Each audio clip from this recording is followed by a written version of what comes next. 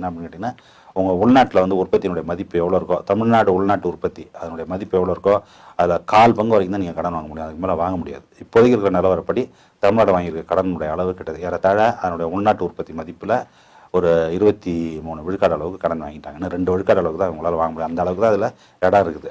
அதை தாண்டியாச்சு அப்படின்னு சொன்னோம்னா, அது வரைக்கும் போய் தொட்டுட்டோம் அப்படின்னு சொன்னோம்னாக்கா மேற்கொண்டு கடன் வாங்குறதுக்கு உங்களுக்கு வழி கிடையாது. தமிழ்நாடு வந்து இத்தனை லட்சம் வந்து உலக வங்கியில கடன் வாங்கி வச்சிருக்காங்க அப்படின்னு தொடர்ந்து சொல்றாங்க. அது ஒவ்வொரு ஆண்டும் ஏறிட்டே இருக்கு. அதற்கான காரணம் என்ன சார்? நிறைய வேலை செலவு பண்றோம். மெட்ரோவுக்கு அவ்வளவு செலவு பண்றோம். செலவு பண்ண திருப்பி கட்டணும்ல. ஓகே, அது எப்போ குறையும் அப்படின்ற ஒரு எது டவுட் குறையணும் சார். அது நமக்கு இல்ல எது குறையணும்? அது கடன் சுமை அதுக்கு உங்களுக்கு என்ன அப்படியே இருக்கு? சார். உங்களுக்கு அதுக்கு என்ன இருக்கு? ஓகே, இல்ல நீங்க பதில் சொல்லுங்க எனக்கு. உங்களுக்கும் அதுக்கு என்ன சம்பந்தம் இருக்கு? தொடர்ச்சியா சொல்லப்பட்டுட்டே நான் இருக்கு. கேட்கிற கேள்விக்கு பதில் சொல்லுங்க. அந்த கடனுக்கும் உங்களுக்கு என்ன தொடர்பு? எனக்கும் அதுக்கும் எந்த